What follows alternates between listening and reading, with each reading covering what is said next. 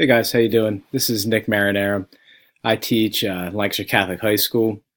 I teach geometry and Algebra 1. I've been teaching for 6 years now. Teaching is a second career for me. I taught business. I graduated from Millersville in 2001, taught business for about 10 years. Went back to get my teaching certification. I originally actually went back for history, and I ended up getting a praxis cert for math, and actually that's where I'm at today. Um, we are a one-to-one school in Lancaster Catholic. We have traditionally used iPads and have just started a transition to Chromebooks. Our freshman group this year is the first one to transition to Chromebooks. That's the way we're going to be going in the future. Like I said, I teach geometry and Algebra 1. I originally started teaching there as a history teacher. An opportunity arose last year where now I'm teaching part-time math, and then the other part of the day I'm actually doing tech integration. So I'm actually working with students, integrating our Chromebooks and our iPads, and also working on teaching staff how to use some of these tools in their classes. One of the reasons why I'm actually trying to go and complete my ACTE program. So it's been about a year since I've actually taken any classes, ACTE classes. I've been working on other classes in the grad program. I just finished research methods. I've done, I believe it was ACTE 630, 33, and 34 up to this point. Like I said, since the last time, it's been about a year since I've done, I believe it was 630 was the one I took last year.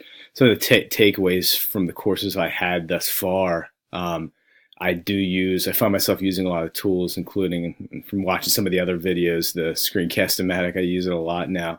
I use it in my classes. I have my students use it as well.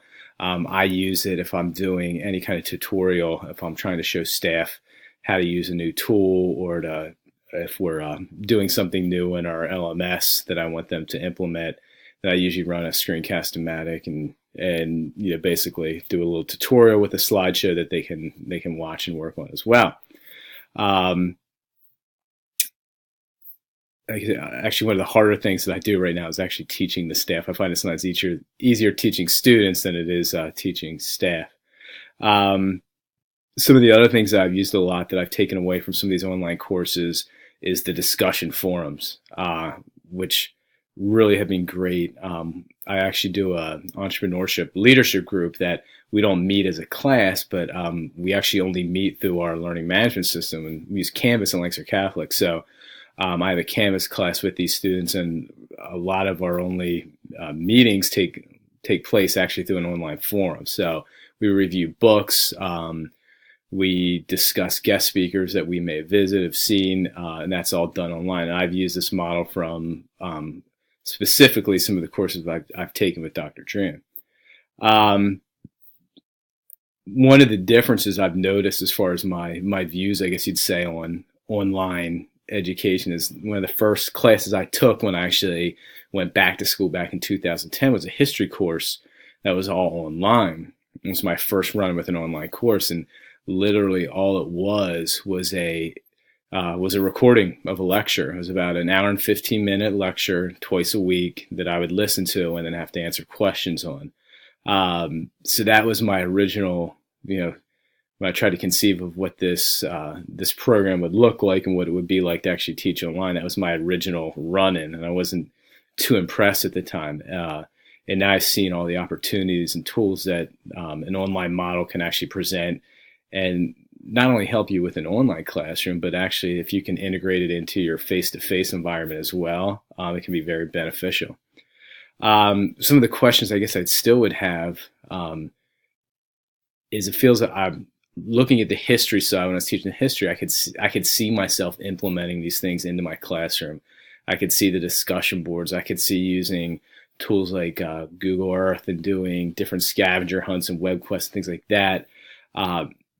But with math, it seems to me like it has to be face-to-face. And I'm trying to figure out how I could create some sort of hybrid model or something with what I've learned in these courses to, maybe not change everything I'm doing, but at least supplement what I'm doing. And I'm hoping as we go forward that I will get some more ideas that I can use in my math courses.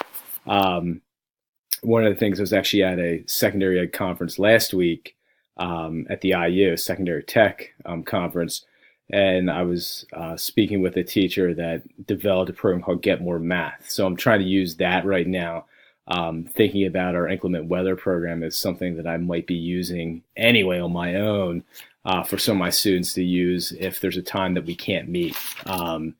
This is a great tool not only for practice for them, but it gives me a lot of data. It lets me know how many times they spend on one question, or how many times they answer that question, how much time they spend in the program. So all that kind of data and feedback I get is great. My philosophy of education is really shifted over the past couple of years. I graduated high school in 1997. My experience was very teacher-centered, from the class that I took. When I student taught about 6 years ago, my co-op was very teacher-centered. So when I began teaching on my own, I think I started out as being very teacher-centered. I needed that control. I was worried more about mastering content and classroom management than I was as far as what kind of environment I think I wanted to actually lay out for my classroom. Now, a couple of years in, I want to see that shift, and I think using this online model is actually going to help me do so, to help it become more of a student-centered type environment. I think that control sometimes that you feel that you need can sometimes be your detriment. The conference I was at last week kind of made fun of the fact that, and I'm looking at this from my tech integration side, where we lock our students out of Facebook and Twitter and those kind of things because we don't want them on there during the day. Yet we have a Facebook page for our school. We have a Twitter feed for our school. Yet we don't want our students using some of that tech. Well, it just sometimes doesn't make sense to me. If we can use that to actually get students involved and get them, get them entrenched into their education, then that's where we're missing some of these things. A lot of things that I've learned, and when it comes to that philosophy of learning, is getting students involved and get them teaching each other. Having that student-centered classroom where they're learning from each other, they're teaching each other, they're figuring out the right questions to ask, and they're answering each other's questions. And that's the experience I've had on some of these online classes. Again, and I can see that working in my classes right now, my high school classes that I'm teaching. So if I could get that in there, it seems like it could be very beneficial. As far as how do I see this informing my face-to-face learning? I believe somewhere it said that it takes, that student that's hiding in the corner, you can no longer hide in an online environment. And if you can mix the two, it gives that student an opportunity that normally probably isn't going to speak out, is a little unsure of themselves, and you basically force them to have to participate, and you give them a safe environment that they can do so. It probably does a lot of confidence building, but it gives them a voice that they might not normally have had. Encourages that activity for all students to participate.